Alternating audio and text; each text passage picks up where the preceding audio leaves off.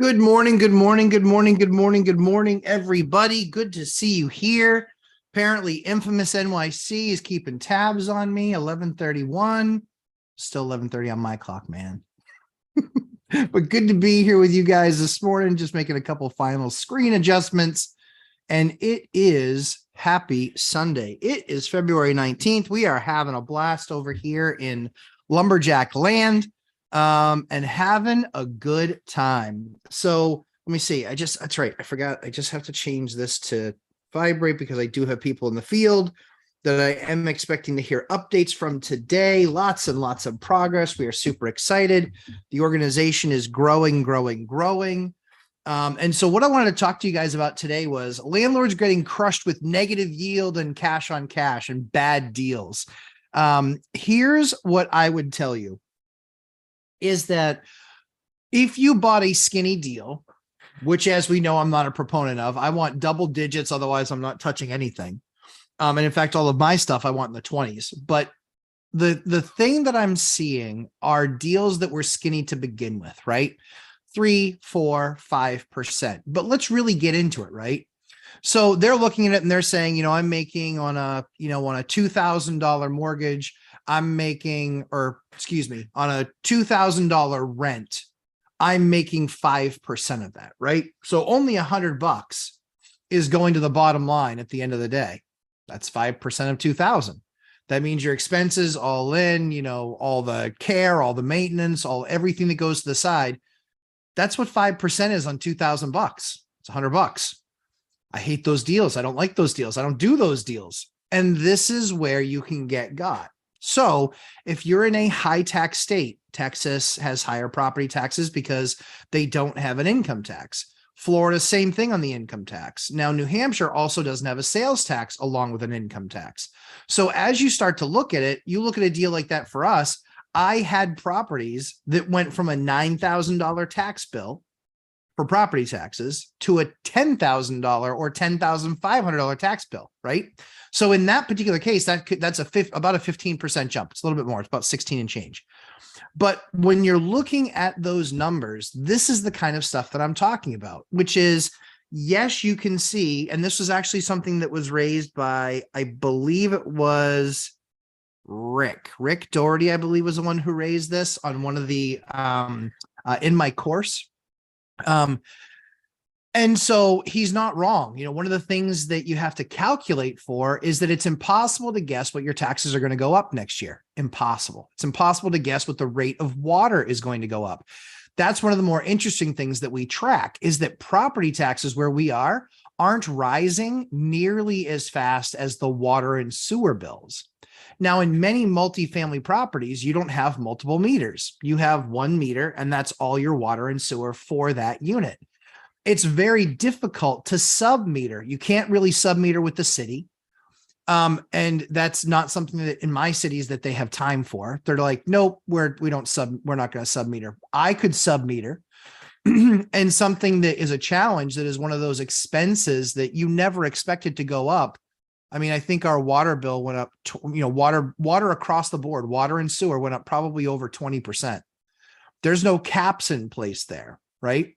And they are going to need to do more infrastructure work based on the other coming projects that are coming into the market.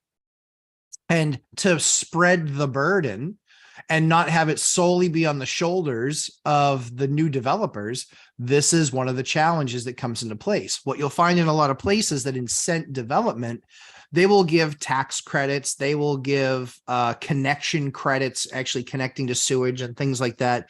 They'll give a lot of credits along that path because they want that new building there because they want all that local money being spent in local places. They also want that building there because they know once it's built, they're kind of good to go and they can let it ride, right? Like we give you a 5-year super special deal or a 10-year super special deal. We've seen those. So these are the kind of deals that a lot of developers will work out with cities when when cities are trying to grow and trying to achieve and get to that next level. So the things that I would tell you that, again, you need to watch out for is this is why I don't like skinny margin deals. Again, I'm not saying that single family homes don't work. They don't work in my market. They don't largely work in high tax, high property tax areas either. because your property taxes can go up 10, 12, 15% in a year based on what the value's increased. And guess what happens? When the market starts to go down, they don't adjust downward. What they do is they actually say, okay, the assessment might stay the same, but our rate's going to go up. This is how they keep you as a property owner on the treadmill. Let's say it's $10 is what the current rate of taxes are, $10 per thousand. And your house is assessed for $100,000. That's the start. That's a start gate. Okay. The next year they'll say, hey, we kept the rate at $10, but your house is now worth 110. So just by your house going up 10% in value, now your taxes are going to go up 10%. They'll actually say, we didn't increase taxes. That's how disingenuous, that's how much politicized taxes are. It's a complete and total joke, and it's a huge lie. Because obviously, yes, you didn't raise the tax rate, but my taxes did go up because they were 10%. And now, or excuse me, $10 per thousand. And now the house is $10,000 more expensive. So I have to pay taxes on that higher assessment. But what they do is when the market starts to falter, they'll keep this one the same for as long as they can because it's unpopular to raise taxes. So what they'll do is they'll say, hey, 110. Okay, great. The next year it goes to 117. Okay, fine. Then what do? Then the market's in trouble. Houses aren't appreciating. Then what do? They then take the rate and they say, well, you know, in current situations, current financial opportunities for the city, this is what we need to do. And then that $10 per thousand goes to 1137 as an example. These are the things that we do. The one thing that you'll see the biggest jump for is schools. The biggest jump is for schools, and it is a nightmare, and it is massive, and it hurts because I have never, ever, ever seen a high school project come in on budget. My small city of only about 27,000 people spent millions of dollars on our high school. Millions. And they were millions over budget. I believe the original budget, I want to say, was like 80 million. I think they came in at like 118. I don't know the exact numbers. I think I'm ballparking that pretty close though. They never hit budget. They couldn't hit water if they fell out of bed. They have no idea how to properly budget for this stuff. If you guys have ever been to Boston, there's something called the Big Dig. The Big Dig was originally thought to cost about $1 billion. 1 billion is what they said it would cost. $1 billion, but it will revolutionize Boston. $14 billion later, not joking, 14 billion. 14 billion. They were that far off. I see it all the time in corporate America. They budget the price, but because they've never done it before, they have no idea what it's going to actually cost to do those projects. This is where my course is critical for those of you looking at doing rehab, looking at acquiring property that might need a value improvement. My course will show you and teach you this stuff so you get a better understanding of the things that you need to not do, the things that you should do, and the things that I know what the budget is, because regardless of where you are in the country, that number is a pretty solid number. Those are the things that people need to focus on. But again, what I wanted to talk about that today, really what the opening was, was talking about the fact that these taxes, they play games with them. And if you are in an area where they don't have an income tax and they don't have a sales tax, what do we see? We see exploding rates on the property taxes. Now, here's what I can tell you. We're going to be just fine.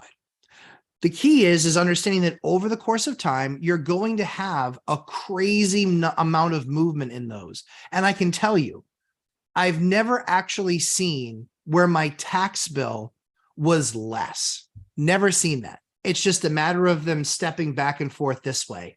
Rate versus assessed value. Rate, assessed value. Rate, assessed value. But think about it like that show Price is Right, right? Where you get that mountain climber. It was just this. It was just going up and it was outpacing each other each of the ways. So not for 1 second. This is where you have people that have owned a house for 40 and 50 years that have been there forever, that even if they have some sort of an elderly exemption, which I'm completely for, or or an armed services exception, which I'm completely for, you will see them cap or go up slower. There was one house that we looked at that was actually sold by a veteran. His tax rate, obviously, I want to see that for people that have put their lives on the line for our country. We need to do the right thing by them, because it's not just about what they were paid when they were in the Army or in the armed forces. It's about the fact that they committed to putting their life on the line for us. We should reward that. And if giving them a break on their property taxes for the rest of their lives because they served, yeah, I'm good. I'm cool with that.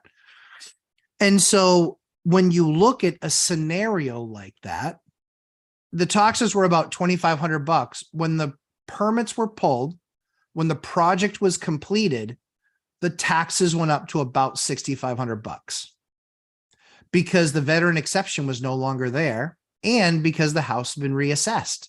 And here, it's not just based on what the house sells for that you then have your new tax rate. That's not how New Hampshire does it. Some states do it that way. Most states don't. Most states still, their assessment number is under what the actual value is, because they don't reassess, but most places, they reassess usually every 5 years or sometimes 3. And then all they do is they do general calculation. They do formula or algorithmic calculation on how that increases. So what I would tell you is this: it's going to get tighter the next couple of years. And this is why you must understand, you must know, you have to be in the position where you are being a good operator, managing your property and increasing things over time, your rents. Somebody came to me and they said, hey, listen, I'm going to need to do a roof in the next 3 years. I said, right. They said, in the last 3 or 4 years I've owned the property, I haven't really raised rents. Okay. All right. That's going to be a problem, because what are you supposed to do? Are you supposed to go to the tenant now and say, I got to raise it $800 a month so you can pay for your rent? You can't do that. So managing and operating your business is being able to also assess risk, to know and understand that you need to be increasing rents over time, be deliberate about it, so you can not only cover the costs of increased taxes, increased water, increased sewer prices, all of these things, because that roof, I don't think I've ever seen a tenant stay in a place as long as the roof was good, like start to finish, because that'd usually be 20 to 30 years. Does it happen? Sure. Sometimes. It's almost always in a rent controlled apartment. But these are the things you guys need to consider as when becoming an operator. These are the ideas. These are the concepts. These are the things I focus on in how I run my business. I'm not doing my tenant a service by not raising their rent. I have to. I've bought a number of properties in the last 2 years that were from landlords that didn't raise their rents. And when they didn't raise their rents, guess what happened? The building fell into disrepair. They got less money from the actual buyer. Their tenants got pissed. And then they were like, this place is a dump. It's a dump because you weren't paying enough rent. Then I fixed all those things and I gave them the higher rent number. And they're like, that's ridiculous. I'm moving. See ya. The new person that comes into the situation says, this place is awesome. Looks great. It was landscaped. Everything works. My heat system's efficient. They've clearly upgraded and updated everything. It's a no muss, no fuss apartment. Nice. It's new. It's clean. I'll show you guys a picture. I actually considered doing a live stream. It was a little bit too cold in there. I was going to do a live stream today, actually from one of my projects. We're going to do that in the course. If you're in the boot camp, we are going to do a live stream. We will do some for non-boot camp members, but the boot camp folks, obviously with a much smaller group, I think there's 18 of you guys in the boot camp, which we're like 3 votes away from having a picked time. We're so close. Come on, you last 3. They're going to be messages going out to those last 3 so we can pick a time. I want to get this boot camp going. I'm excited. I'm pumped. But we'll do some of that stuff in the field so you guys can actually see it. Sometimes and as you saw with Millennial Mike, it was really cold when he came and did that. So I'll do it. I'll hold my phone, and we'll be able to do that stuff. But those are the things you guys need to be watching out for, is getting crushed with negative yield. And the way that that happens is you aren't paying attention. You aren't optimizing. You aren't stabilizing, then optimizing. And then, yes, you're going to have to raise rents. That's the way it goes. In some of my properties, my taxes went up $100 a month. Now, the good news is we had pricing pressure there. We were able to raise it about $300 a month in some of those units, or $400 a month in some of those units. Does that mean I'm making this big, huge chunk more extra money? No, I'm taking more of that money and I'm putting it more aside into maintenance because I don't know what the jump is going to be there next year. And I don't know if I can raise the rent next year. My rents don't go down, but they do go flat. They went flat in the early teens, 13, 14, 15, 16. They were, early to mid. They were flat, so I wasn't getting a bunch more money every year for the unit. So it's one of those things you guys need to keep in mind. Hopefully you guys are doing the right things, becoming operators, managing your processes and controlling your costs, but also putting yourself in a position where you're putting the money away for the big project that's going to be needed. Because I delayed a bunch of construction projects until this year. I just hired a construction lead because we're going to do a ton of projects over the next year and a half. And that was by design. I wanted to control that operation in-house. So I know he's super skilled. I really enjoy working with him because he's also smart. And so we're looking forward to a huge year. So now let's get into some of these amazing questions. Oof, what a day already, eh? But yeah, these things are all over the place. And Dung Tai, am I part of the last 3 to book camp time? Yeah. Yeah, I don't know. You might be. So there is a section in the course, really quickly, for those of you in the course. If you're in the course and you purchase boot camp, when you go into the course now, there's the course section, which you have access to if you bought the course. And then there's the boot camp section where you have access to that just by logging in. If you just log into the boot camp, you should have the access that you need to place the vote. We're ready to get this thing going, my gents and my ladies. I know there's some ladies in the boot camp as well. We're ready to get this thing going. I've been ready for like 2-3 weeks. We worked out all the technical issues earlier in the week. So now we're through that. We're done. We're 100%. The last thing for us to do is select a time that works for, as best it can work for everybody. We'll record those sessions. And then we'll also take like the second place time. And we'll also do sometimes that as well. So we'll move it a little bit that way. If you can't attend every single week because one time you just can't do, then that other time you'll still be able to attend, but you'll still get the recordings and you still can obviously post. The methodology is post in the boot camp. I answer those questions first. Then I get to all the course questions because there's just more there. But yeah, we should be good. I'm excited. Let's make this thing roll. Yes, Dung Tai is here. Hi, Dung Tai. And also Landlord's Odyssey, Redion. If you guys haven't checked out Redion's channel, Landlord's Odyssey, he did a walkthrough on his project. One of the things that we teach in the course is don't just gut it. Too often in the beginning, I would just be like, we're going to the studs. Let's gut everything. And then I realized, holy cow, that's an extra $3,000 or $4,000 in demo. That's an extra $2,000 in dumpsters. That's an extra $7,000 to $9,000 in insulation. When it was all said and done, gutting to studs would mean that I would probably spend $15,000 to $20,000 more on the project. What effective value was I getting for that? If I'm not getting any value for that, don't just gut it. Don't just gut it. Be practical about how you're putting the project together. It's not to say you take shortcuts.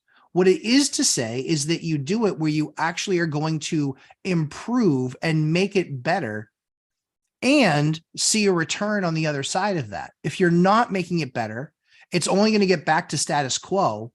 And it's just to make it easier on one of the trades. You talk to one of the trades and you say, listen, I'm going to leave the insulation in the walls as an example with the laid board up. And so you're going to have to fish wires through that. And it's going to take you more time. He's going to say, geez, I'm going to charge an extra $1,500 for that. You sure you want to do that? Yep, I am. Would I rather spend 15 to 20,000 or 1,500? I want to pay them for their time. I'm not looking to take advantage and squeeze them. All I'm looking to do is do the best financial thing that doesn't compromise the value of the project, making sure that we're still doing things with excellence. Hopefully that's helpful to you guys. Let's see. Jeff M, yo, what's up, my friend? I want to hear how your search is going. Oh, Robert Farinelli. Yep. Questions. Bring them on, my friend. I'll try and help where I can. We'll do all the good mornings. Hyder, good morning. Dion, good morning. Dividend Dave, good morning. Glad that you were able to reach out. So Dividend Dave found a problem at one of his neighbors' places. It was affecting his place. I always start with the landlord first. Always, always, always. I'm not trying to get other landlords in trouble. I'm trying to get the landlord to take care of an issue that, and he might not even know he has the issue. Then I'm reaching out to the tenants. If none of those people are available, I can't get a hold of anybody, and it still is a major issue. Like this in particular was, I think, a sewage overflow. That's an issue. You got to get on it quick. But will you be surprised? A lot of times the health and safety officer in the city is the one to reach out to and get their attention. That's usually the best plan. Robert found, oh, Dividend Dave. Yes, I know. Dung Tai is here. Dung Tai was awesome. He sent me something. That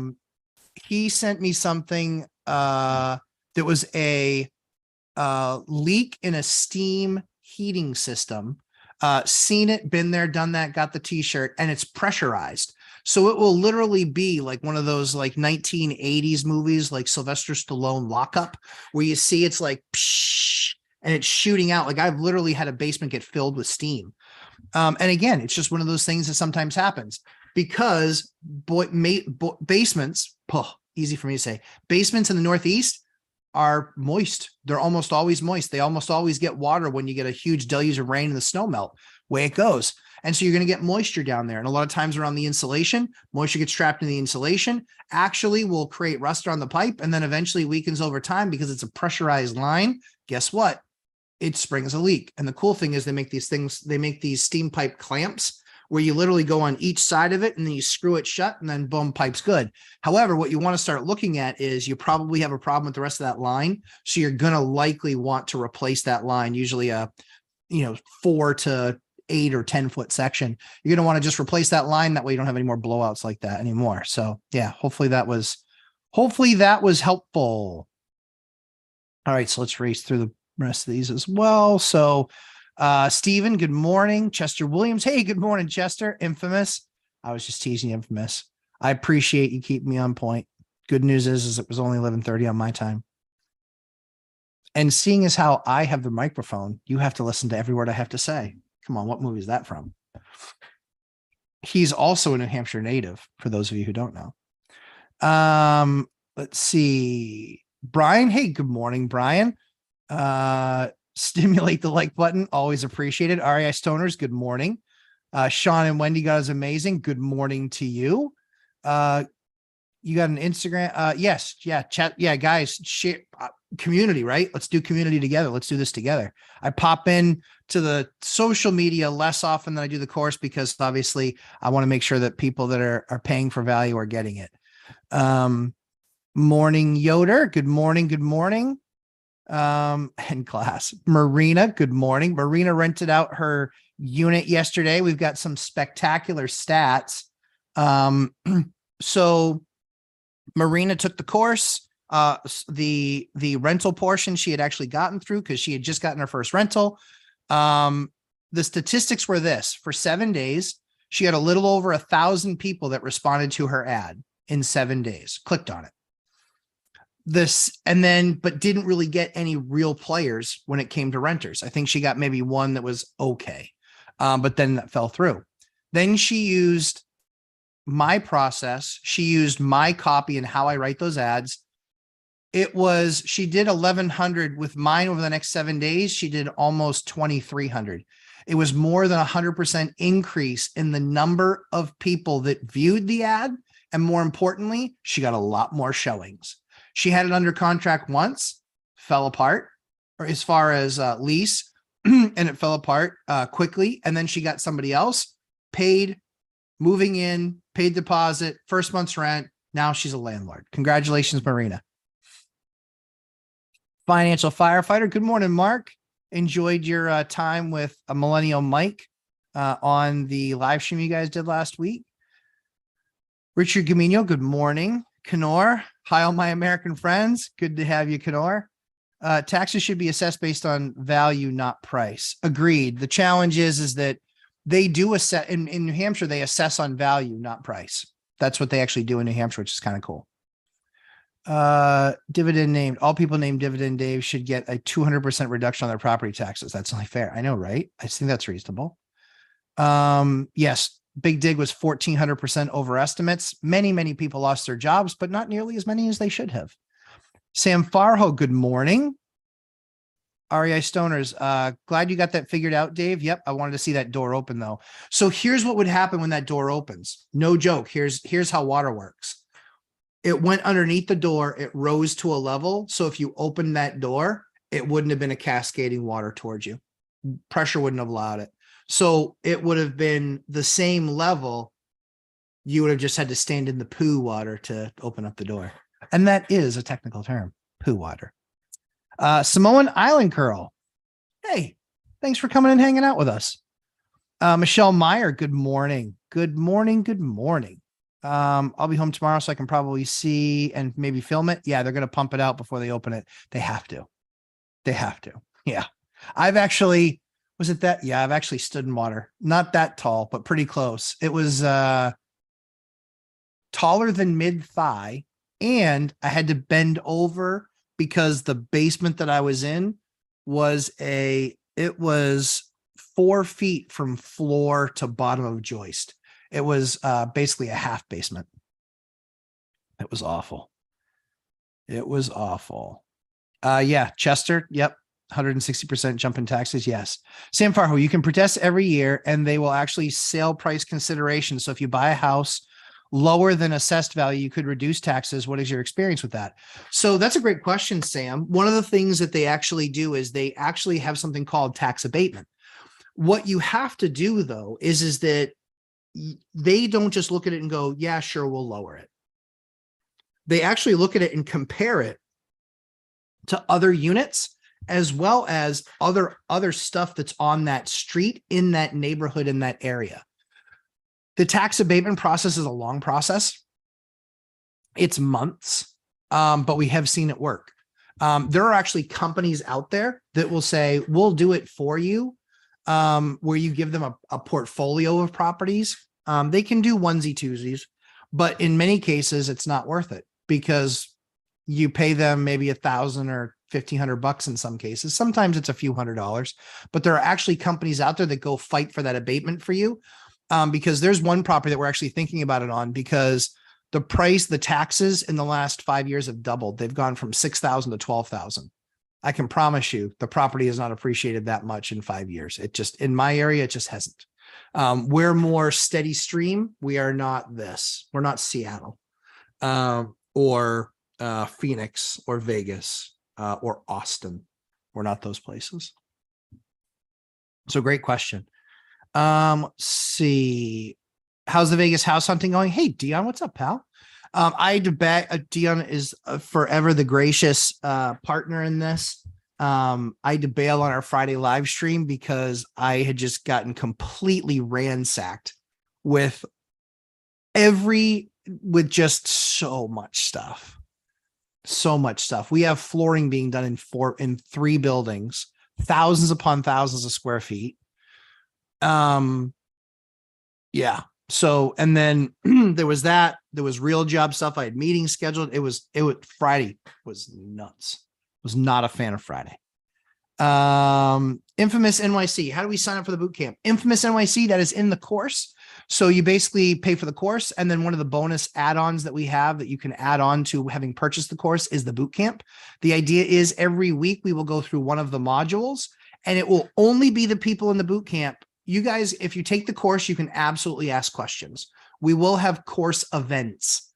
However, the boot camp is for people that want to get a mile deep, where they're saying, hey, I'm going to take the course. I'm going to take this module. I'm going to go through it. And most modules are between 25 and 45 minutes of actual coursework. And then it's getting into a group like a boot camp. And we spend an hour, hour and a half talking about what that piece was, iron sharpening iron, people sharing experiences, people asking me something that I've dealt with or had an issue with when it pertains to that, and getting better clarity on that so they can better implement that in their businesses. That's what the boot camp is. It comes after the course. So you have to have the course in order to participate in the boot camp, because we want to make sure that people are speaking in a like-minded manner. But also, if you guys have questions about a concept, hammer me on it. It's totally fine. It's more than welcome. And it's not to say that those strategies work across the board in every market regardless. I try and give you guys as much flavor as I can, because I've been doing that for over 20 years, and I've bought in multiple different markets. I've sold in different markets. I've rented in different markets. And there's a ton of, it's going to be a lot of people asking me a question, but it's such a small group. So it's only, I think we're keeping it to 18. It's either 18 or 20 people. It's right around there. So it's very small, very, very, very small group. Very small group. Couldn't see my hand over here. Am I part of the last 3 to book the camp time? I believe so. But yes, you'll see. I can check on that, Dung Tai. I can check on that. Robert Fairley, what should I use for the 30-day end of lease? I was told I need to use the mitigation language and the template the state gives. I don't know which you're speaking about. Use for 30-day end of lease. If the state has a document, I've never seen that document. I've not used that document.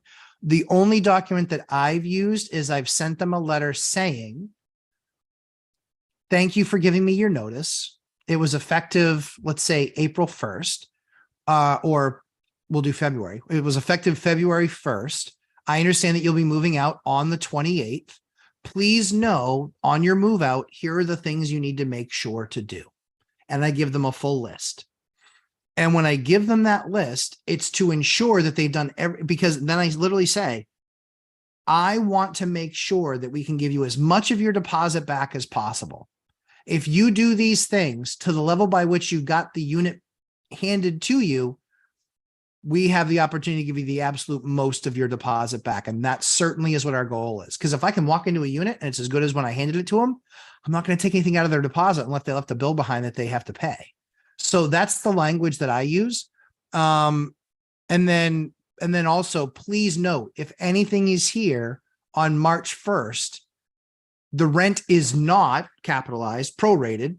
It will be another month's rent you will be charged for. That's how I do it. But if there is a state form, I haven't seen that state form. I haven't used that state form. Landlord's Odyssey. I think I'm one of the last 3. Yeah, never got an email. So everything now has been updated. It should be in there ready on if you just go right into the Lumberjack boot camp. Everything should be there. You should have access to it. If you don't, send an email to support. They've been really good at answering stuff and taking care of things. Let's see. DT, Dungtai, yes. Sam Farho. If the previous owner has filed insurance claim and received proceeds, does that affect the property and increase the insurance premium for me, the buyer? No. Nope, I haven't seen that in the past. I've had people have insurance claims. I've sold property. I've been on both sides of it. I've bought property and I've sold property. I've sold a house that had $30,000 in fire damage. But because the town inspected it, then the town says, yes, everything passed. Everything was done according to code. Wasn't an issue. So no, I have not had that issues, and I've been on the buying and on the selling side. Ninja Vanish. Oh, Matt Bittner. Hey, Matt Bittner. Good to have you back. Ninja Vanish. Are you considered the general contractor after you hire the lead? Yes, I still am. In New Hampshire, there's no such thing as a GC license in New Hampshire.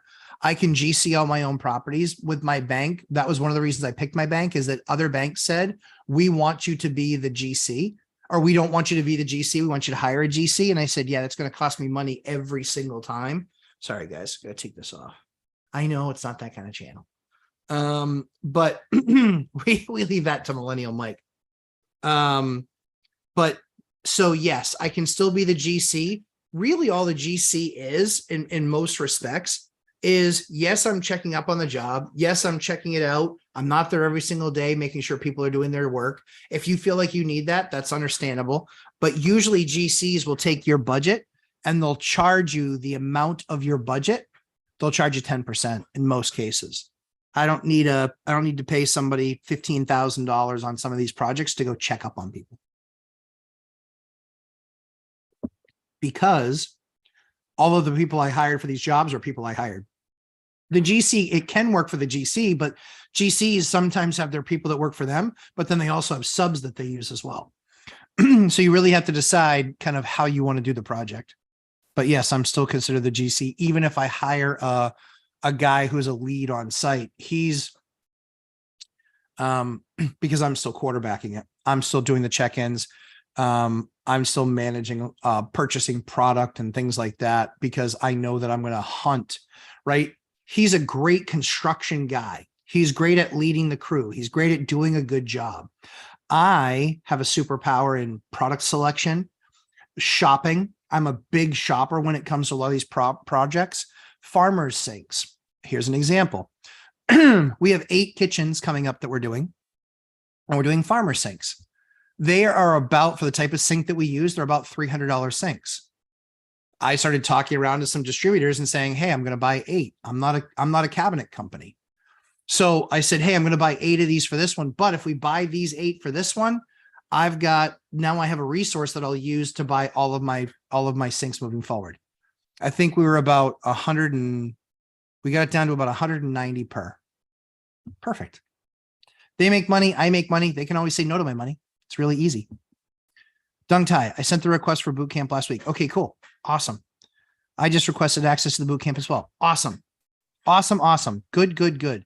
I guess that's I guess that's 2 of us. Yeah, 1 left. Let me see who it is. I kind of don't want to out them out here though. If they're, let me see who it is. Give me 1 second. Nope, wrong one. Here we go.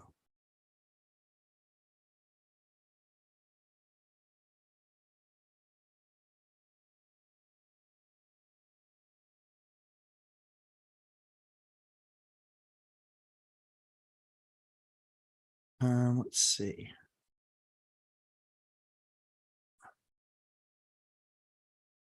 Space members.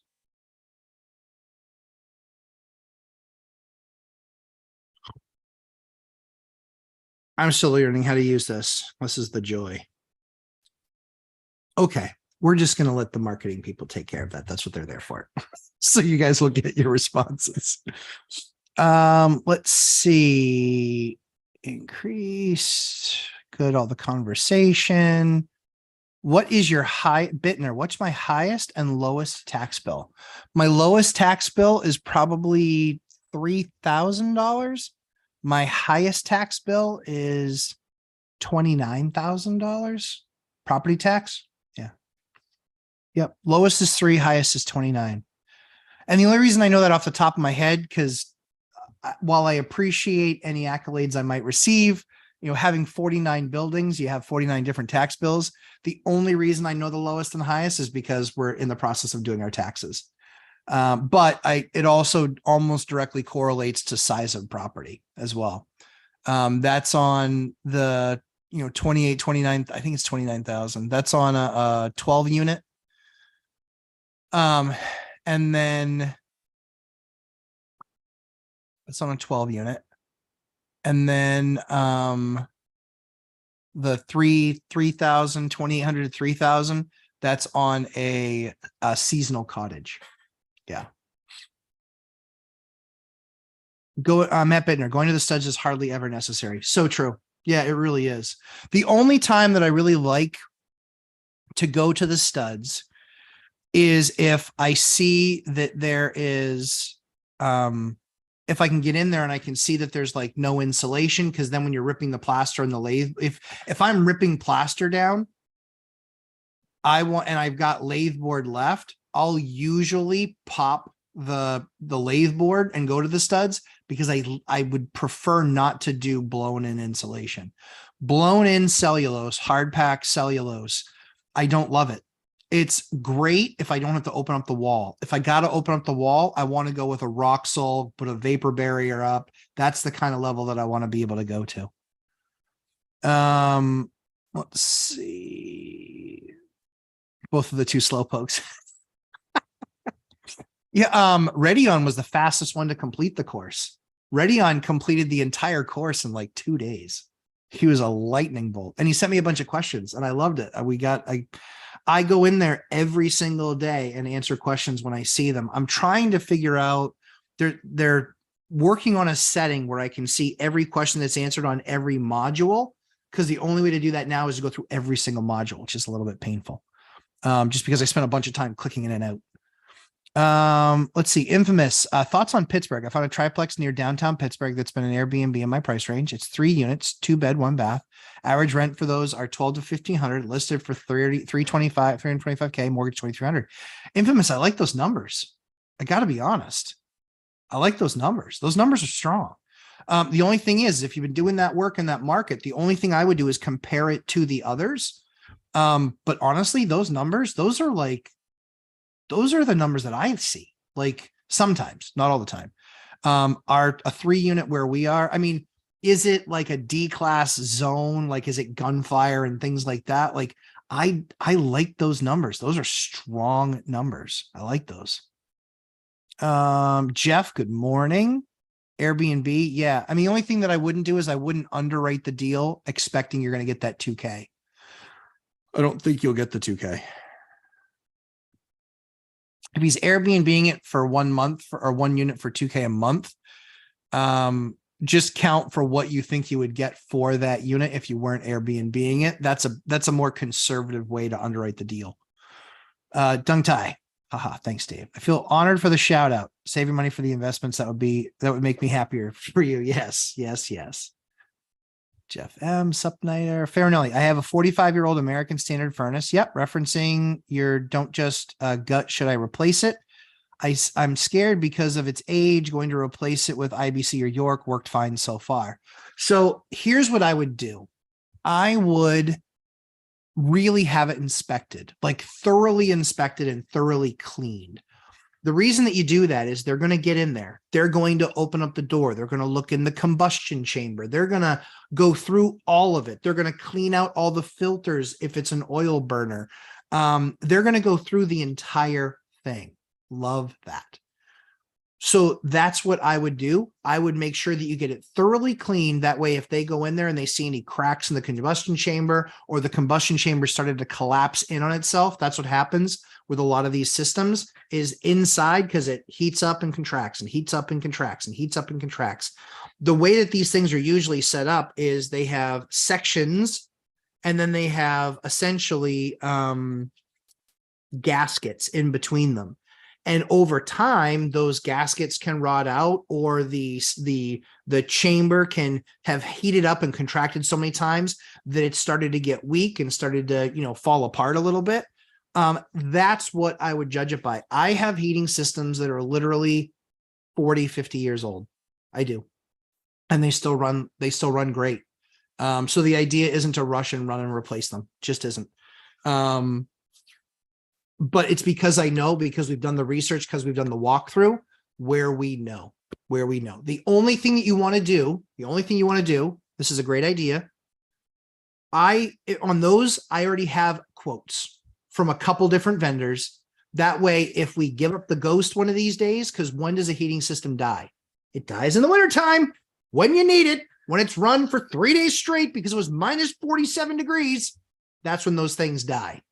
So what you want to put yourself in the position to do is it's already been looked at. It's already been scoped. You already know what the project is. You already know what the cost is. The only variable that might change is the cost. However, now that you've gotten 2 or 3 quotes, you now can get somebody in there to do that work. And when you make the call, you can just say, hey, listen, you quoted it this time.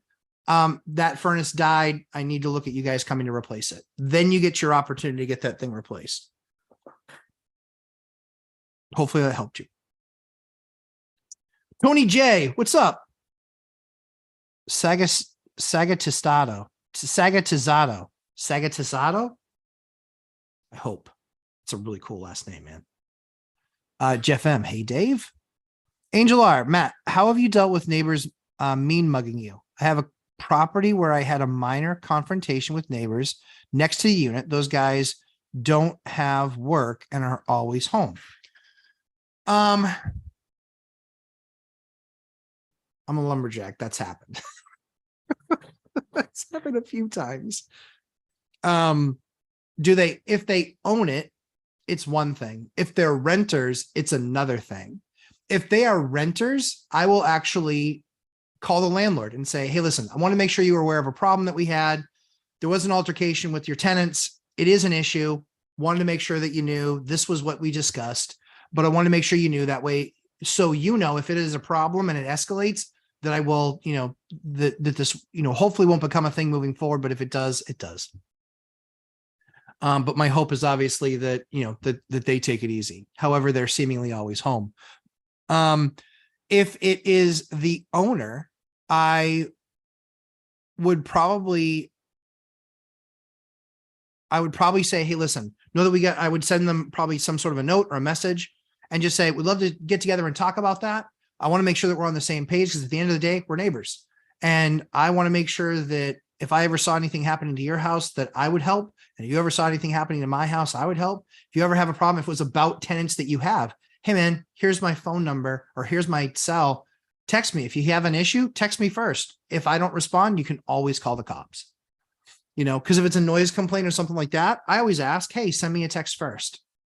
If I can't fix it, I send them a text. I'm like, hey, listen, you guys got to take it down a notch. Something in student housing, we get that. Not often, but we do get it.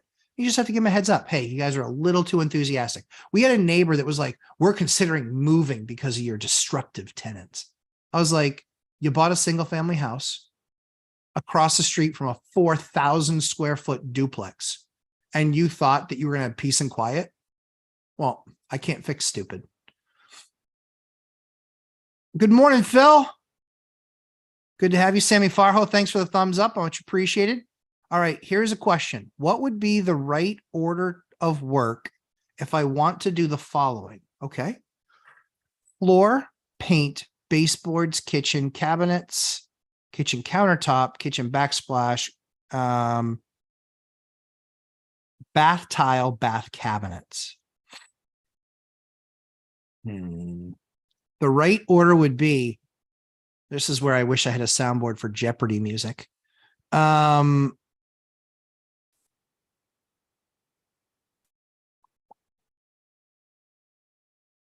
So I would do paint. So I would do flooring last. I would do paint next to last. I would probably let them in to at least like throw a coat on the walls before I put the kitchen in. That's what we just did at one of our projects. We threw a coat on the walls just so the guys could go in and put the cabinets in there. But basically it typically is going to go, man, that's really, I'm trying to think what we just did on this one. So we just did electrical and plumbing.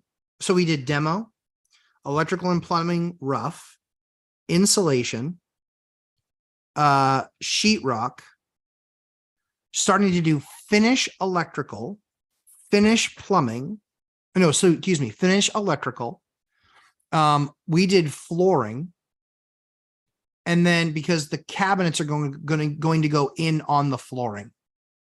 So we then did, so that's if it's a total gut. So we then went and did, we did flooring and then cabinets. Then they get templated for countertops because that's usually a couple of weeks out. And then the painters can be in there again, kind of during while we're doing cabinets. The painters can be in there. Cabinets put in, they get templated, and then the painting is usually done. So then we did, and then we, before we started, we would spray on the walls and back roll it.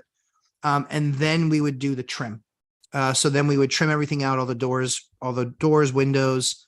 And then that way they then come back and then they do an HVLP spray of all the baseboard, all the window trim, all the doors. Then all of that stuff gets mounted. By that point, the countertops are being installed.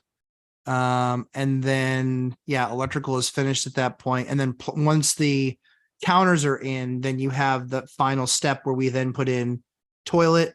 We then put in bathroom vanity, shower pan and tile, or bathtub and tile or surround, and we're done. That's usually, hopefully that helps you. Let me know if that helped. Harry Andres 5. I'm going to get back to you. Sorry, just 1 second. Denver, do I have to finish the course to access the boot camp? No, sir. In fact, you guys can just take the first boot camp, or excuse me, the first module, and then you're ready for the boot camp, because the focus of the boot camp is that module. That's why you'll have 11 hours of boot camp focused on the 25 to 45 minutes of that module, because I know there's a ton of data in there. And I want everyone to get the chance to create dialogue, ask questions, get them answered. So you only need to do just the module that we're having the boot camp about. That's it. Great question, Denver. Great question. I just want to make sure I got the super chats. Okay, cool. I got all the super chats. Bougie Barbie. Hi, Bougie Barbie. Hyder, is that a friend of yours? Love the movie trivia. Thanks for showing. You're welcome, Phil. Appreciate the super chat. Hey, Beth Traverso's here. It's always nice when celebrities come and hang out. I really like Beth. I wish she were local. I really do. She's a fantastic agent. Man, you guys loaded me up. I love it. Tons of questions. Laura, good morning. Nick Ragland. Hey, good morning, Nick. Good to have you guys here. Dung Tai, very helpful. Cool. You're the man. Just paid for the course threefold. Dude, this is what I'm telling you. What Dung Tai says is not wrong. Phil Nealon, Dung Tai, Marina, every single person has said with what they've learned in a few modules, just, it was really funny. I think, Redion had the best, and Redion also said it. All these folks that have been doing any part of the course, they're like, this thing's already paid for itself in the first month, like 5-10 times over.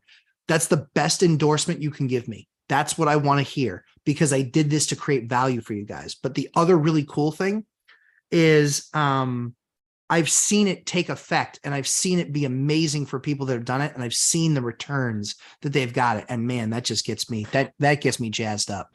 Because honestly, I made all those mistakes and I didn't get that benefit of a return on an investment on some course I bought, which, man, did that bum me out.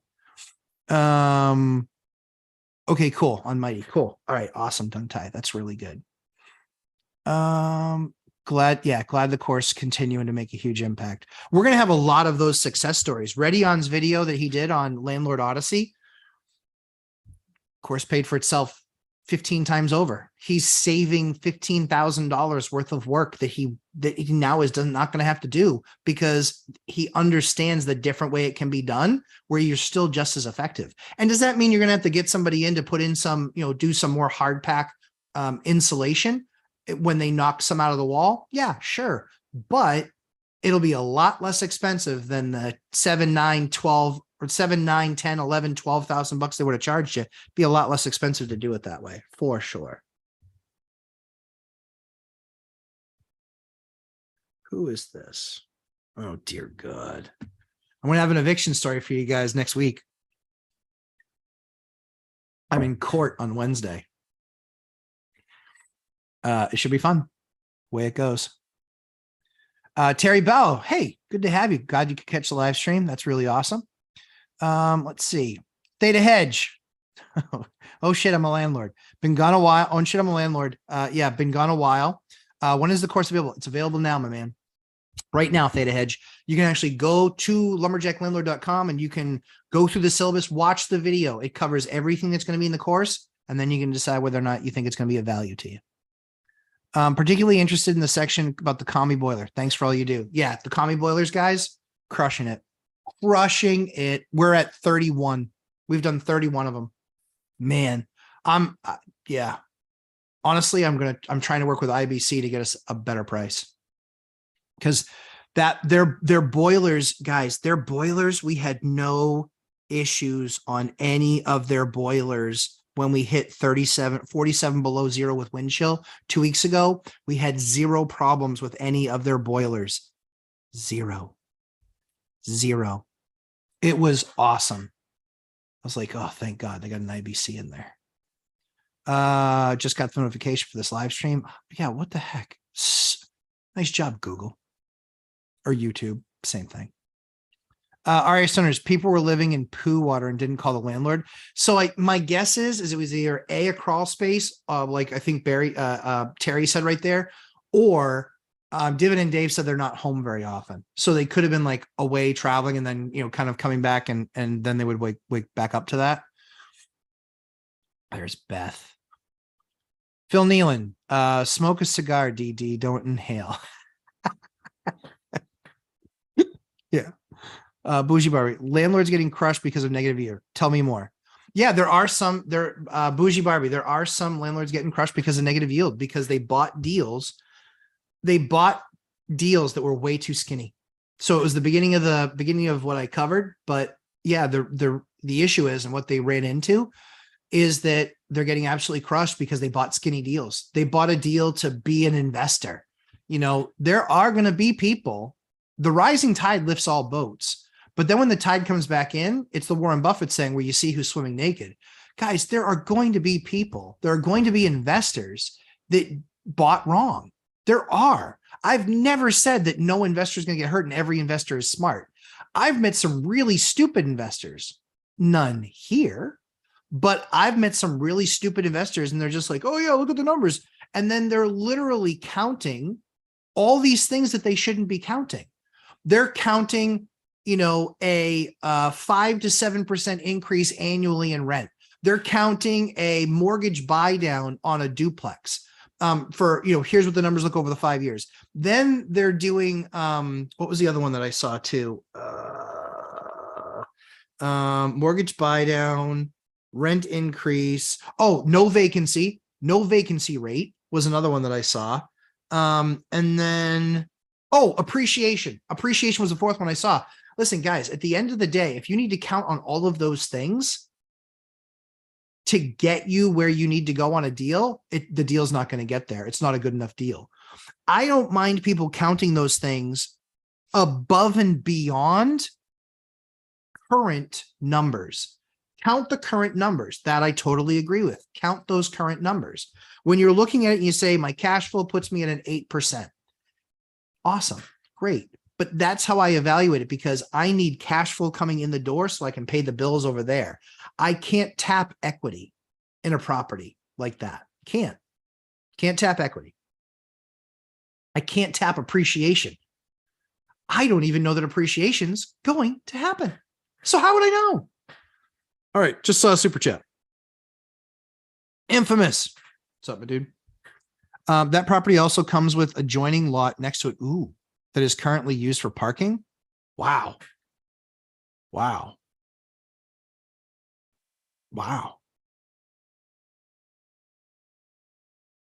Infamous. Like,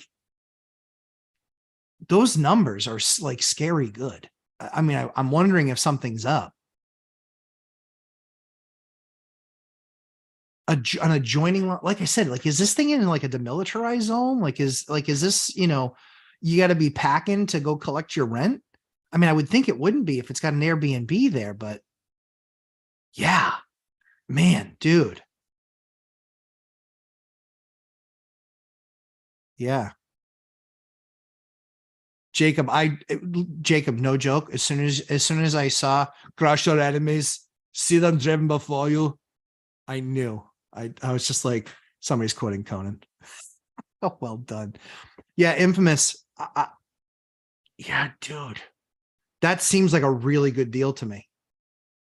Again, if you've been doing your homework in your market, how's it compare to those other deals? How's it compare? I mean, A, you should be doing a showing. B, I can't help but be really enthusiastic about a deal where I see numbers like that. Like, damn, those numbers are really good. They're really good. Yeah, those numbers are really good. I mean, a deal like that would take my attention away from, like, you guys give Infamous feedback. I mean, based on the two numbers that he sent us, those numbers are really good. You know, like, I mean, I would just be taking another look. I mean, maybe the taxes are off. You know, what your rate would be, your debt service. But man, the numbers that you're throwing me there, like, I'd do that deal in my market. If those were the numbers, I would do that deal in my market in a second. Maddie Skoll, how do you handle all the required time off needed to manage so many properties with your W-2, e.g. having to go to court for evictions, etc.? Great question, Maddie. So I have been to court 3 times in the last 3 years. And so that's how I handle it. It's not much. It's literally a morning. Landlord tenant court is usually first thing in the morning. They open up the doors at the courthouse at 8 a.m. The judge says, you know, okay, here's you see what the docket is. And you see that you're number 2, number 3, number 4, number 5 in line, whatever. And wait until my turn. We go up. The judge is going to say, have you tried to work something out with this tenant? I always go up in front of the judge first. And I say, Your Honor, we reached out to them a number of times. The issue is that they don't have the money to pay. And so this is why we're proceeding with the eviction. And she'll say, well, why don't you try and go work something out? And I want the tenant to hear that. So then I go out and get one of the conference rooms, sit with the tenant and just say, listen, I want to work something out. Clearly, you're ready to move on from this place. And I understand that. So let's just create a transition plan where it's as easy as possible for you to then go on and move on with your life. Completely get it. So what do you think is reasonable? Let's work something together where we have a plan where you're out of there in the next 2 weeks. And they're like, 2 weeks? And they're like, I really need 2 months. I'm not going to give you 2 months. And so then I will negotiate a deal where I'll say, okay, I'll let you pay this amount of money in rent, depending on what the rent unit costs. I'll let you pay this amount of money in rent. However, if you don't pay me on Friday, I get the writ of possession, which I'm going to get anyway in 30 days. So I'll let you stay and plan things out and do it more orderly. And then we agree on that number. If she ever doesn't pay on that Friday, I can then actually go to the court and do file a non-compliance. And then I'll be given the writ of possession. And then we show up there a couple of days later with the sheriff and we do a lockout. So, but that's the 3 times in 2 years. So I get 4 weeks of vacation time. That's how I do it on the eviction side. On the repairs side, it's much more of a send a maintenance guy over there. I can manage my entire company from my phone. That's actually something, Maddie, that I cover in my course. I won't go into it here because literally it's like 2 or 3 modules that would probably take 3 hours to teach. And everything that I have in there makes it very easy for me to manage my company by my phone. And so I'm able to always take a request forward, take a request forward, take a request forward. And then when I get pictures back on, what it looks like, then I can make the decision. Sometimes the handyman makes the decision or the maintenance person makes the decision. This is what I need to do. But that's what we're seeing. Let's see. Matthew Mead. Awesome. Selecting a student housing. Yes. Approximate release date for that module, Matthew, is next week. Actually, it's next week.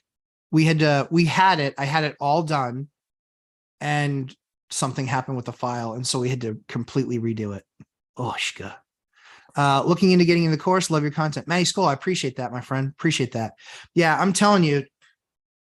Has anybody, yes, Phil Nealon, insourcing. Have any of you guys done the insourcing module yet? Have you at least done the part of the course? Do you understand it? And do you see the power of it?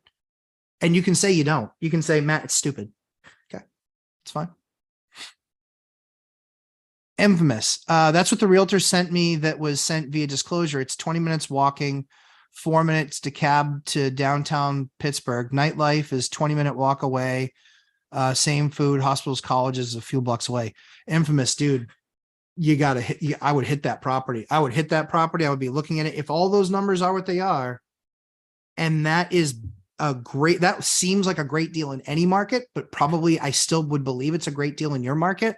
That'd be something I'd be hitting quickly. I would love to understand why they're selling, but yeah.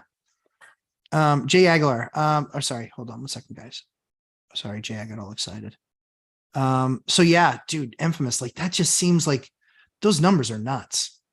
Like those numbers are nuts. You know, you're at 3.25 and your mortgage is going to be a little over $2,000 a month. And right now you're doing, you know, well over 3,000 or it's doing well over $3,000 a month. But I looked up the rents in the area. It's 12 to 1,500 within 3 to 5 block radius. Yeah. But if you're on the low end of that, you know, $1,200 per unit times 3, that's $3,600 a month on a $2,000. That now make sure that's mortgage, taxes, insurance. Make sure that's the pie tie, principal, interest, taxes, insurance, expenses. Make sure that's your pie tie. The pie tie. Make sure that's your pie tie.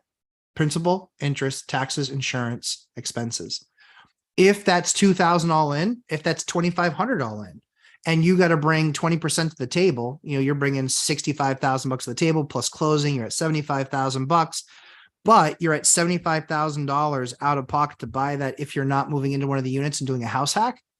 If you're 75 grand into that thing, and you're going to be making, I mean, again, if your pie tie is 2,500 and you're 3,600, that's 1,100 a month. That's, you know, $13,200 a year. 13.2 on 75,000, you know, you're looking at, you know, 15, 16% return. Those are great numbers. Those are great numbers. Again, if it aligns with your market, I don't know the Pittsburgh market at all, but if I'm looking purely at the returns on my capital, that return is nuts, man. It's nuts. Are those all Airbnbs? Is that what I'm missing? That's the only thing that would scare me. That's the only thing that would scare me is if that's all Airbnb. If any of those are long-term, then yeah. But if those are all Airbnb, that's what would scare me. Because if the rents are $1,200 based on long-term rental, okay. Yep. Yeah. And then, like I said, if you put that under contract, just make sure you have language that can, you know, make sure you have language that can get you out of it. You know, like I always preach, which is, you know, it has to be, if you don't want to put these in, you don't have to, but the best way to do it is an inspection contingency, a finance contingency. And usually on the inspections, you have 7 to 10 days to get those booked and get a report and then give them feedback. And then the finance, if you give them a pre-approval, the only thing that can hurt you is that unless rates massively increase, then that becomes an issue. What neighborhood in Pittsburgh? Yeah, Charles. I'd love to know. I don't know Pittsburgh at all, guys. At all. I don't know it at all. UPMC was a client of mine, but I don't know Pittsburgh. Let's see. That's gold. Cool. Awesome. Glad you think so, Phil Nealon. Yeah, the insourcing thing is killer. If I missed your question from above, I apologize. There's like 300 questions or 300 comments already. So, hey, Matthew Paris, what's up, my man? Infamous. Well, I'm looking at it just as renting 2 of the units because it's an FHA loan. It's my first time buying a home and I wanted a multi. Infamous, dude, like you're making it a little bit hard not to fall in love with you. This is house hacking, my man. And if you can cover your mortgage with 2 of those renters and you're living there for free, dude, that's how I grew my empire. That's how I did it. I house hacked 9 times in 13 years. That's awesome. I think that could be killer. Angel R, I invest in PA sometimes. Returns look good on paper, but it's a different story once you have to maintain these older homes. So Angel, that's absolutely true. I have older homes. The average age of home in my portfolio, the average age is about 110 years. So I am so used to old construction. Really what you need to make sure that you're looking at, you're going to find that when you go through it with the inspector. You're looking at the sewage line, has it been changed from cast iron to PVC? You're looking at how old the heating systems are because it gets plenty cold in Pittsburgh, i.e. the igloo. I know it's not the igloo anymore. So heating systems really matter. And then again, you'll be able to unearth that stuff. If the thing ends up, having a roof that's, 20 or 25 years old, yeah, well, now the expenses start to stack up. Okay, a roof might be 12 grand and a heating system might be 8 or 10 or 12 grand, and fill in the blanks, right? So, but based on the numbers, if those numbers are market, then yeah, that's good. Big Paws. Yo, what up, Matt? What up, Big Paws? So you use batch leads to find motivated sellers. I have, honestly, I don't have any time I really, truly don't have any bandwidth for any more deals right now. So I don't use batch. I haven't done any of those deals in like 6 months, I think. Everything else has been MLS, off market, wholesale, or MLS, off market, wholesale, seller financing. So all of that stuff I've just found through my network. Network is your net worth, and I teach on that in my course. Oh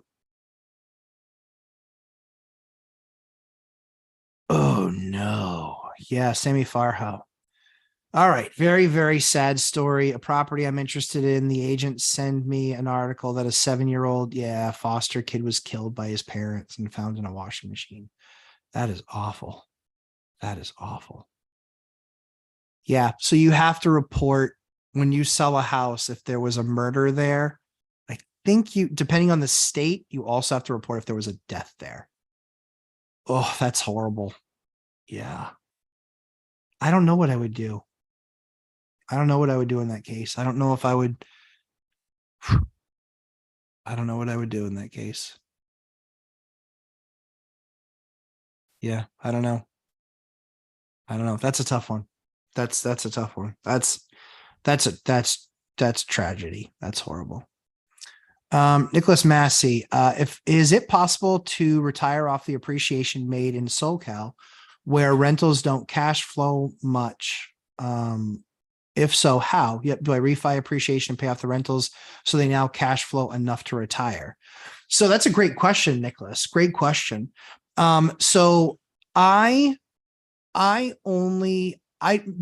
a market that I don't understand, and here's why. Whenever I buy, I'm not buying for appreciation ever. I know that over a 40-year period, all real estate is going to be more expensive unless it's next to a nuclear wasteland. Mad Max style. Fury Road, not so, maybe a little bit Road Warrior, but not Mad Max, the original. So what I would tell you is I'm not comfortable with that strategy, but I would definitely look to find somebody that's done that in the past. When I have bought a property, so I bought a property, there's a video on my channel. I bought it during the Great Recession. I think I bought it in 2010. I house hacked it. I moved into it. And when I moved into it, and we redid a bunch of the work there and had kind of gotten all that stuff done, I knew that the idea was I was buying something value add, doing the value added work, living there at the same time. Then I got my, basically I bought it, I rehabbed it. I then refinanced it, and then, but I was still living there as a renter, but I was buying a value added deal. I refied out of it to take capital out of it that I'd put into it. And also I got some appreciation that I was then able to roll into the next property. That's how I built my empire. I will say that I know SoCal, you're looking at much more expensive properties. I understand that many of them don't cash flow. I don't know that I could ever give somebody my opinion that buying a non-cash flowing asset is the right thing to do. I just don't know because you are, especially in California, not to pick on California, but especially in California, you are another bad piece of legislation away from something becoming much less marketable, much less sellable. So for me, I will only touch, I've never, ever bought anything based on appreciation. I've only ever bought it based on cash flow or knowing that I was going to flip it and do something with it specifically. And I knew what the market was. Terry, there he is. There's always a reason when it seems too good. Yeah, there is. And those numbers, and here's the thing. I think that Infamous, so I think that the challenge on that deal might be that the challenge on that deal might very well be that they are all STRs. If they are all STRs, that's what would scare me from doing any deal in any market, is if they're basing the numbers solely on the STRs. If that 1,200 is the going rate for a rental, then yeah, those numbers look really, really good. Big pause. So basically don't invest in Cali. Here's the thing. Zuber makes a ton of money in Cali, right? All of that network, Omar, all those guys, they make a ton of money in Cali. I have just less than no interest. I like to do close investing. I can get to any of my properties in 15 or 20 minutes. Number one. Number two, though, is that I picked the state that is the least aggressive towards landlords. They care about property owners. They care about property owners' rights. None of those things are really on the agenda there in good old Cali. And so while I look at that, and there are people that will make plenty of money in the California market, my preference is being in a market where they're more aligned with the person taking the risk, putting the money on the line to see the return. That's more what I would do. Terry Ballu, flood zone, something odd. Yep. Do an area view of the area. Yeah. I think it just really comes down to due diligence. Dion Talk Financial Freedom. Hey, there he is. Nicholas, the problem with appreciation is we can see the past and know that what appreciation happened. Yep. We can't see the future and have no clue if it will go up or down. Appreciation is a side benefit. Absolutely. So for Dion, for Zoob, for Millennial Mike, for me, for any of us, we don't have appreciation even in our spreadsheets. It might be nice to see, okay, what if it factors at the average of 3.5, but you might have 15%, 15%, and then 0 or -5. But if you do it over a period of time, yeah, you're probably going to capture 3-4%. I just don't want to be banking on it. That's all. Because that appreciation, it's kind of like net worth. That appreciation doesn't pay my bills. It just doesn't. Was just kidding, bud. I reside in Cali and have 15 doors. Good. See, Big Paws is making money there. What market, Big Paws? Yeah. Because again, I just wouldn't invest there. There's plenty of people that make tons of money in California. I have to appraise in a war zone. Enters guy with balls of steel. LOL. Yeah, I know, right? And that's the thing is, one of the things I had a story this week. The Bluff in Atlanta. Terry, I'm not even from Atlanta, and I know about the Bluff in Atlanta. Bro. Ooh, that's aggressive. I had a story this week that a buyer couldn't get into one of the units, but was like, that's fine, we'll just do it in the inspection. The inspector showed up and he goes, I'm not going in there. It was like biohazard level. And so the guy's like, listen, I paid for the inspection. He goes, I'm not going in there. He goes, well, just if you need to put on a Tyvek suit, like the guy masked up, not N95, but P100. P100 is 100% that takes the particulates out. It's a legit full-on mask, and then Tyvek suit just to do the appraisal. It was nasty, but he did it. And they're still going to buy the building. So yeah, but they're getting a huge discount. They're buying it well under market, they're buying it for what it's worth. The market in SoCal just sucks for investors. Yep. Still, since the market really hasn't slowed down and still competitive. I'm in the LA County. LA County IE area. Inland Empire I think that's it. Again, not from California, still learning. High prices and high rates, not a good combo. Yeah, right. It was supposed to lead to a crash, but it didn't. Yes, Terry Ballot. Yeah, Hyder is out there on the streams. I'm usually out there in the streams too. Simon, I love watching Simon, Uneducated Economist. Love watching his stuff. So good, so dialed in, knows his stuff cold. Nice, super nice guy. So I love watching Simon's stuff. The only problem that I ever have is when he goes live. is that it's usually my kid's bedtime. It's like when he's getting out of work, I think on like a Friday. And so it's like right on my kid's bedtime. And I'm just like, Daddy loves you. I got to go back downstairs.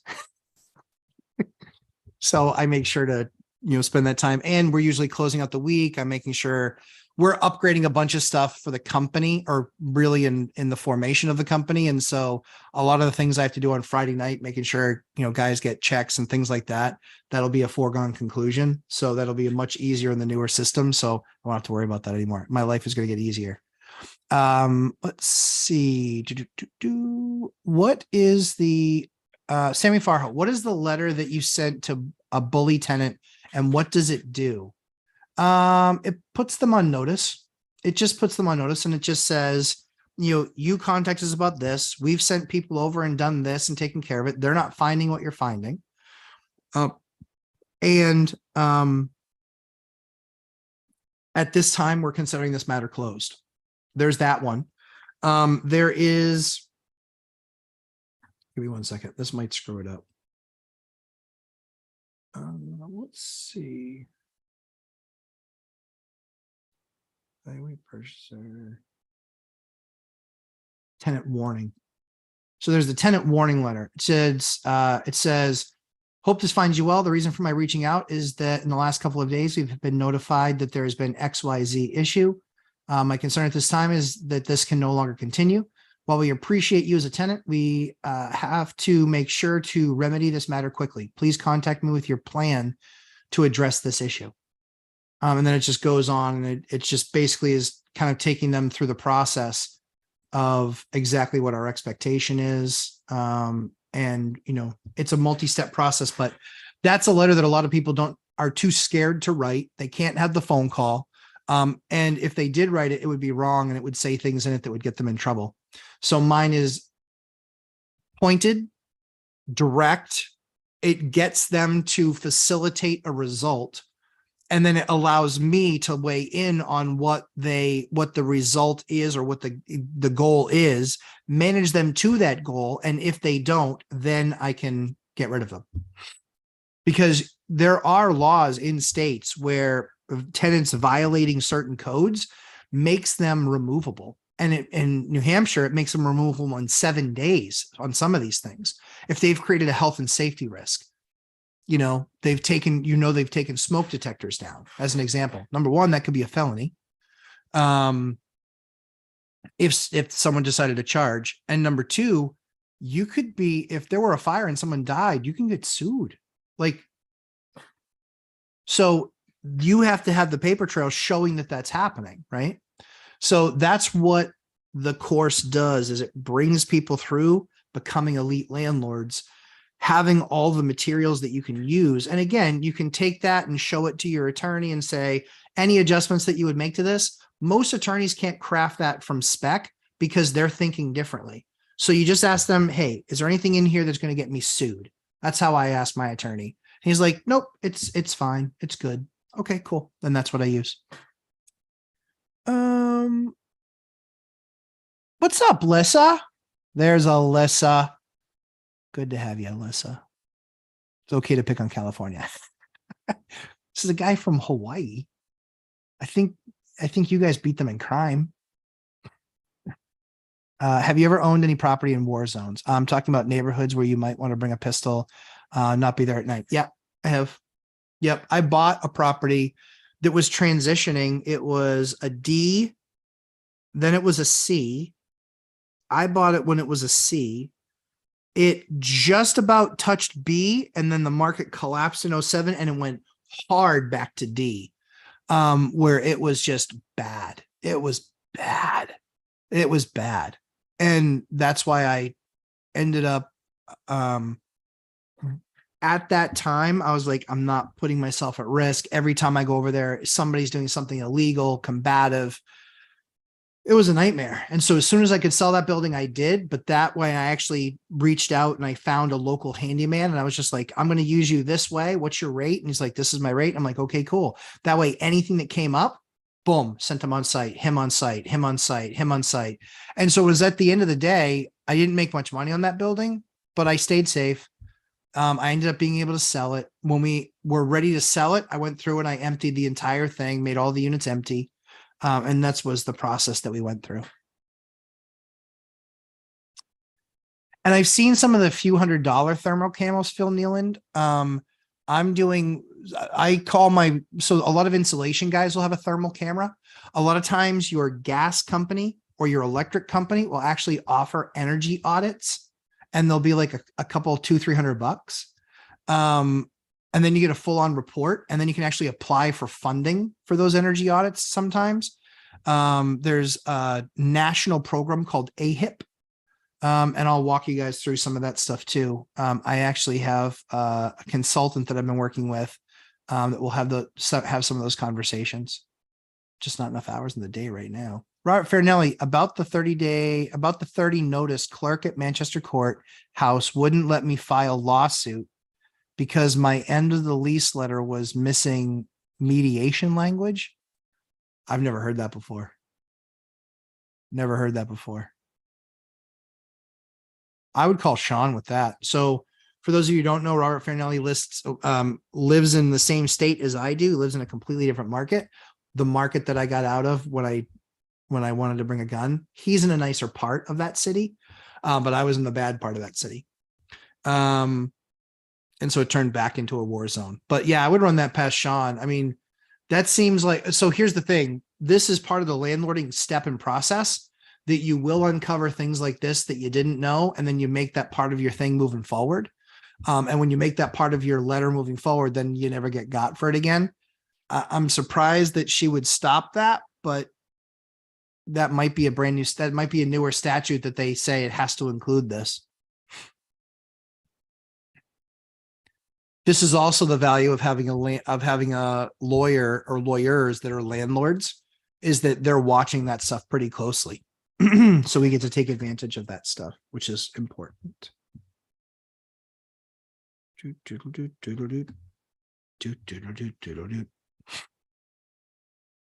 Matt Motley, buenos dias. Good morning, Matt. Good afternoon, actually. Cash flow. What cash flow, Johnny Ramirez? What things do you consider when buying a property that works as a rental or a flip? If I need the flip money to go buy a better deal, I would consider flipping it. For me, I'm more of a buy and hold guy. So if I'm buying it and hold, like, I want to continue to build the portfolio over the years. Having more cash makes it easier to do that. So it really just comes down to the actual deal itself and which direction that you're trying to take. For me, the mistake that I made in the beginning was not doing enough flips. I did too few flips. I wasn't creating enough cash fast enough. That's why I did basically house hack. So that's where it really, that's where it really comes into play, is those are the numbers I'm looking at, which is, okay, if I flip this, the other thing too is that I don't know what the rest of the market looks like, but you want to be making sure to talk to somebody who's a 1031 expert, because the only way I would do that deal is if I knew I could get it into another deal. And if I could do it in a 1031 where I didn't pay any taxes on it. So that 1031 with taxes deferred is just, it's the US government's love note to real estate investors.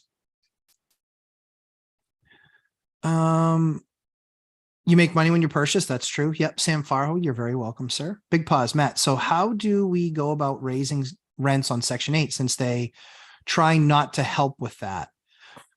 Oh, that's a good question. Big pause. So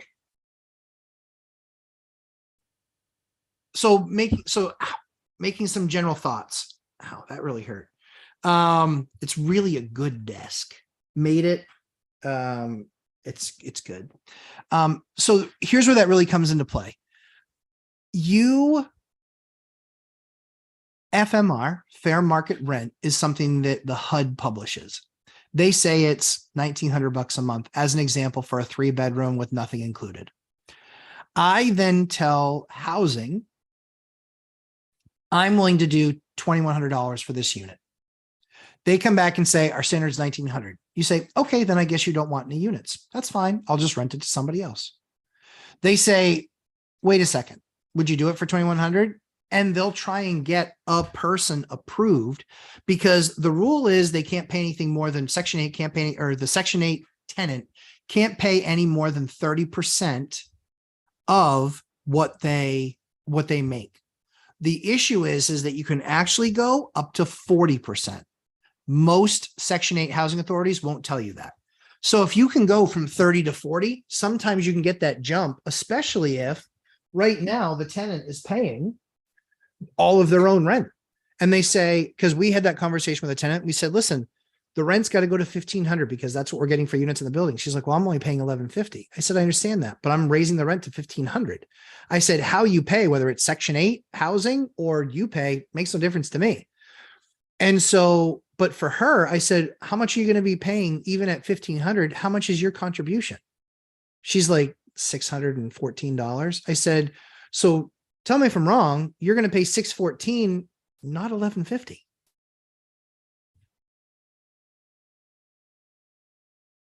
The other option is I can give you a 30-day notice to vacate. That's the other option. That's not my preference. I'd love to have you stay, but the rent's got to go up. And just because that's what you were paying last year has no material on what tomorrow is and what next year is going to cost. So I've actually been successful in getting Section 8 and housing to increase the rents based on giving them market data. Dion does this with his binder strategy as well. I know that he's got 2 or 3 Section 8 tenants. I think right now we're at 14 or 15, I think 14 or 15, maybe 16, because we're literally every month we're putting more Section 8 housing tenants into place. However, we are not carte blanche accepting FMR. We are not accepting FMR carte blanche. Fair market rent, we are not. Does that answer the question? Sam Farho, it feels like a lot of maintenance for a hard surface. Thanks, Lumberjack. I don't know what the hard surface was. Sorry, repeated question. That's okay. Lumberjack, I have a permit approved to design done and designs done for a detached ADU to be built for 165K. And once done, will easily cash flow 1% rule. Don't care about the 1% rule. Throw it out, Nicholas. I'm not coming down on you. The 1% rule doesn't matter. It really comes down to one thing and one thing only, which is yield. I don't look at 1% at all. But wondering if I should take the 165 to buy another property instead. Great question. I think that you can. So I think when you go into a recession, this is just my take. This is what I'm doing. I bought some land parcels. I will build on those land parcels when the economy has crashed, corrected, recession, whatever.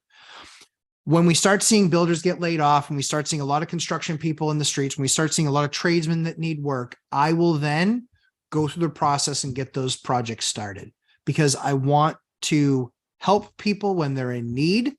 I want to benefit by also getting a lower price because they're willing to work for less, but they will keep food on the table. And so for me, I like to buy things that might be value add that I don't necessarily go in and do it right away. I bought a property 5-unit for $515,000. 6 months ago, I think. We have redone a couple of units, new tenants in there, love them. There's still 3 units left with old tenants in them. We are going to continue to work with them. However, we've said, and we'll give them more time, this is what the rental rate is going to increase to. It's up to them if they want to stay. If they say, nope, that's too expensive, I completely understand. But their market rents are about $700 a month under market. So I want to give them notice. Here's what it's going to be going to, because there are times when we'll use the binder strategy. There are other times where we won't use the binder strategy at all, because our better option is to get the unit back, finish up the building, get a higher appraisal if we decide that we want to do that. More importantly, finish off the project. Then we know that one is done and good. My whole goal in going through my portfolio is to literally say, I know that property is done and good. I've been through it. I've done electrical, I've done heating systems, I've done insulation, I've done roof, I've done rehab, whatever. Those properties I see far fewer calls from. The ones that I get more calls on are the ones that are buildings that I bought where I inherited tenants and I've addressed immediate issues, but there might be other, bigger things like I really like a brand new kitchen. Well, I'm not going to redo the brand new kitchen for you because you're going to have to be there and I'm not going to rip all that apart and do it all that while you're doing that. Because I can do a kitchen in probably about 10 days. The issue is that they say, well, yeah, I'd like my kitchen redone, Oh, you want to pay more rent? No. Well, what are we even talking about here? Like, we're so close. I'm going to do a kitchen for you for 10 G's and we're just better friends. Terry Ballo, real estate appraiser. That's awesome. Phil Nealon, part of the 12K a year raise I got had to do with Matt's advice to just read my HAP contract and make like 2 phone calls. Phil Nealon, shut up. That's not true. Is that true? I believe it's true. I'm not calling you a fibber. I borrowed the thermal camera from my plumber buddies. Yep, exactly. Showed me where the heat was leaking up. Yep. Making the ice dams bad. Yeah. Yeah. Love that. Man, those cameras are so good. I wouldn't pay for them, but I certainly would. Plumbers usually have them. Insulation guys always have them. Yeah. Part of my recent raise was due to convincing my boss to watch UE. That's awesome. Yeah. Buy the materials when the UE talks about it. Build when the trades are low. That's exactly right. Because at the end of the day, like, I'm a business owner myself. When I have, people sitting on the sidelines, they are costing me money. When I have them working, even if they're working at cost, they're not costing me money. That's kind of the idea. That's the beauty. Infamous NYC. I'd be happy covering the mortgage at $1,200 rents for 2 units. Yep. I Google map the area, is clean. Neighborhoods look nice. Restaurants, like bars, clubs within 20 minutes, 4-minute cab drive. I mean, dude, that's sounding like a good deal. I mean, I think you got to get in there. The only level of due diligence that you next have to do is seeing the property, walking the property. If those are the numbers, then it becomes the property itself. Does it need a roof? Does it need a furnace, et cetera, et cetera, et cetera. Seriously, the dude knows his stuff. Yeah, no joke. No joke. Simon. And that's why if you guys see me on the super chat, I love super chatting Simon. A, it helps his channel grow. B, it helps the algorithm help his channel grow. C, the advice that he's given me is invaluable. I put off doing decks that I wanted to do. They were going to cost me $7,000 to $10,000. And they were small, like entryway decks. And now I can do them for probably $3 based on where the material is corrected. Now, we still haven't done them yet, but we will. But yeah. Yeah. And get a good inspector. Absolutely. Infamous. One of the things that I talk about is trying to get an inspector that has experience in construction, isn't just a book inspector. I don't like book inspectors. They went to a course for 5 or 7 days and then they became an inspector. They got their license to inspect. Don't like that. I like the construction guys when they look across and they go, yeah, that's a problem. But I want to know it's a problem from a construction guy, because he'll go through and he'll go, I had an inspector walk through and then actually put in the report that there were structural issues in the property. Structural issues.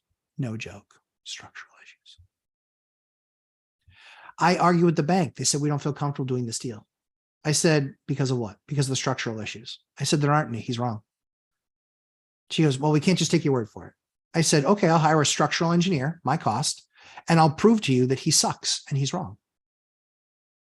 Well, guess what happened? I hired a structural engineer. It was $350 for him to drive up, do a walkthrough, create a report, and then give me the report. He gave me the report. I read it. And what did it say? The other guy's an idiot. He's like, there is no evidence of structural issues. Things were done to support and crib, but this was done clearly as a anticipatory move, as opposed to not an anticipatory move, and walked right through the process and gave them the report. And they said, yep, okay, good. Yeah, we'll do this deal. That's simple. Now I'm going to take it out of that guy's, what, because he cost me an extra $350 in a week's worth of time. But what a pain in the ass that was. Yeah, was not happy. Not happy. Nicholas Massey, do I have a Section 8 module in my course? Yes, I do. Yep. All the right contacts, who you talk to, how you structure your deal, how you do your rent, all of that stuff is in there. Yep, sure is. Big pause. The question about Section 8 was more about how do you go about calling to raise the rents? And because they were saying BS, like you still can't because of COVID, but haven't raised rents in 2 years. Yeah. So that's not so it's FMR. So so big pause. I would do a couple things. One is look up FMR, and it's HUD.gov. When you get to that website, just type in FMR and it will show you the link. And I have a video on my channel. It will show you the link where you can actually click on the link, get into it, and you can actually see what FMR is for your area. If your rents are below that, then that's the first place I would start. I would start and say, based on my review of FMR rents, this is where rents are currently today. HUD.gov has increased the rates for FMR, and Section 8 in housing is based on the FMR, fair market rents. It's based on that national study. And this is why I am increasing my rates. There should be a mechanism, whether Section 8 wants to do it or not. You should read what's called your HAP contract. When you read your HAP contract, it should say in there, any price increases need to be 60 days notice. That's usually what it says. That's where my HAP raise came from. There you go. So the HAP contract will say you can raise prices with a 60 days notice. They can't stop that. That's in the HAP contract that they signed, right? That's in the HAP contract they signed. I don't know, with it being California, I don't know if they can still deny you. Here's what I know. I know the HAP contract states that you can basically notify the tenant of a rent raise. And then you can CC, you can send a copy of that to housing. I do that as a courtesy because then they know. And I want the people at housing to like me because I don't want them making my life difficult. One of them actually headed off a tenant complaint right at the pass. They're like, we work with this landlord all the time. We know that's not the case. Please show us that you actually reached out and contacted the landlord. They knew to do that. And the tenant was like, oh, I thought I did. Liar, liar, pants on fire. John Doe. What's up? Let's see. Johnny Cashflow. Can you use 1031 if purchased and flipped in 6 months or less? Yep. Yeah, 100%. You can. Chris, so Edmund and Wheeler, Chris Brown, you can look up Edmund and Wheeler on the interwebs. Chris Brown is the guy you want to talk to. Tell him Matt, the Lumberjack landlord, sent you. He'll take care of you. I've used him for all of my 1031s in the last 3 years. Yeah, read that thing. 60 days and they will respect you. Phil, you're exactly right. Big pause. They're just not giving the big pause the love. They're not respecting you. That's what they're not doing, because literally their answer that they give to people, and then people just poo-poo and they disappear. Squeaky wheel, my man. Squeaky wheel. And if you do that, read your HAP, give them 60 days notice. I'm telling you, it's going to be huge. And then after that happens, if you want to go for more rent, you can go for more rent. You can say, I'm raising the rent to this. You can absolutely do that. Landlords Odyssey. Ready on. What's up, my man? Appreciate the super chat. I'm at the point where I'm getting ready to buy materials and I'm opening a property management corp to save. Yep. What should be the structure of this business? LLCs, S corp, regular corp, something else. So that is a really, really good question. So the way that we have it set up is, we have it set up as a trust. So we basically have a card that the trust account comes off of, where the trust is what pays for it. And here's the reason we've done a trust. It might be different for you. You have to do your own research, but I'll tell you how I did it. How I did it was I used a trust. And the reason why I used a trust was because if something ever happened with payment, if something ever happened with, suing or anything like that, most lumber companies or the like will actually think that recourse is going to be difficult because it's against an LLC. And so they'll charge you sometimes a premium. What I will tell you is, in doing it from a trust perspective, it's not an LLC. It doesn't set off any warning signals. And for me, I'm still able to buy and get the discount. So you can do that. with a, a trust account.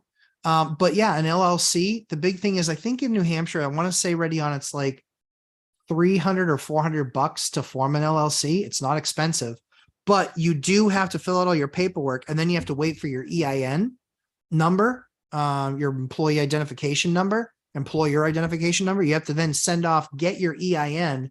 Once you have your EIN and all your paperwork is filed, once you get your EIN, then you're a legit, and it's a legit entity. The only thing you have to make sure is that then you have a business that technically on paper, you just have to then, it's a separate set of tax returns. Jay Aguilar, did I answer your question yet? I don't know. What was your question? Jay Aguilar. Sharn is hard to get a hold of. Yeah, no kidding. He's tough. I see that, Robert Farinelli. Yeah, he's tough to get a hold of for sure.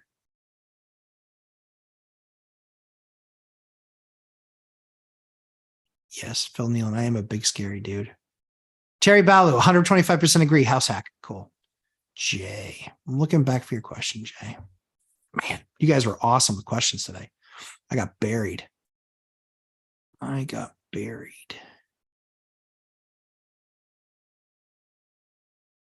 have a tenant who's thinking of moving out, was thinking of doing the whole travel nurse thing. What do you guys think and how would I get started? I did travel nurses, didn't love it. I didn't love it. The reason I didn't love it was because the hospitals around us, they would go through, so they would do a travel nurse contract with a company. They would provide those nurses. Then I think the hospital would grind on that company. They would say, we're not going to do it for that rate. They would then find another travel nurse company and get them on board. But then there was a gap between the two. And then one would already have housing spoken for, etc. So you can absolutely do travel nursing. Dion's channel, he's done a video on travel nursing where there's a website there that you can go to. The other thing is I would call the HR in the hospital and I would just say, hey, I'm a local landlord. I provide housing for traveling nurses. How would I go about getting on your list of people? Because guess what they have to do? They jump into Craigslist, Zillow, apartments.com. They're jumping into all these areas trying to find units for these traveling nurses that are coming to town, or the person who's placing the nurses has to do that work. Make things easier for people to spend money with you when you're a landlord, and they will do it. Take the work out of the process for them. So that's what I would do. There's the answer to your question. Sammy Farho, a structural engineer here costs about 950 bucks. Maybe. Yeah. I mean, so here's what I do. I talk to the structural engineer about the amount of work I want them to do. Recognizing that they're going to charge me at, 150, 200 bucks an hour. It was really only truly a couple hours worth of work because I had him come in to look at literally one thing. He measured things. He looked at things. You know what one of the biggest telling signs is of a structure getting wonky? You can actually look at where the studs come into headers or the studs come into support beams. If you see that it's pulling away and you see nails or anything like that there, you have a structural issue. So yeah. All right, Soners, can we see more videos from you out in the field of random things landlords deal with? Yes. Yes, you will. Dude, it's cold here, REI. My man, it's cold. But yeah, I will be in the field more in the spring for sure. Big pause. Good stuff. Thanks for the info. So the HAP is where I see that since I took over these units with the tenant in place. Yes, you can absolutely. So they still signed a HAP agreement with housing or with the previous landlord. So what you need to do, and that actually says, it has language in it all around, all transfer and all that other stuff. You can call housing and say, I need to get a copy of the HAP agreement that was signed, for this property. And here's my email address where you can send it. That's what you can do. Infamous. I typically use Airbnb or Furnished Finder. Yep. Okay, cool. All for the rentals because the agency will take all the housing stipend. Yep. That's true. Yep. True. Yep. Yeah, love you for following your rules. Awesome. Guys, it's been a fantastic day with you. I went 20 minutes over today. I literally have to go look at a couple appliances that I'm looking at, coin-op laundries. I need a couple of those coin-op machines for a shared laundry in one of my buildings, and I'm not going to pay 10,000 bucks for 2 new machines. So I'm going to find something used, because with the amount of volume that they will get, being used is just fine. So I hope you guys have a fantastic week. Thank you guys for always participating. It looks like we got some other folks into the boot camp. If you are in the course and you see this and you haven't been invited to the boot camp yet, please, please, please, please, please make sure to send an email to support. And we will make sure that we take care of that for you guys. Or actually marketing will take care of that stuff. But yeah, it's been awesome hanging out with you guys, as it always is. I get to go appliance shopping. Ugh. I own 600 appliances. Not thrilled. Not thrilled. Jacob, you're very welcome. Infamous, you're very welcome. Good luck on your deal, Infamous. Do your due diligence. Sounds really good. Ready on good. Thank you, my friend. Marina, congratulations again to you. Awesome, awesome job. Yes, I'm going to go kick some booty. Anyway, guys, have an awesome week. We'll talk to you again soon. If you haven't, hit the like button on your way out. 68 likes. I think we got to like 110 people watching. What is this? Not good stuff? Come on, seriously. All right, guys, have a great week. We'll talk to you again soon. Take care, everybody.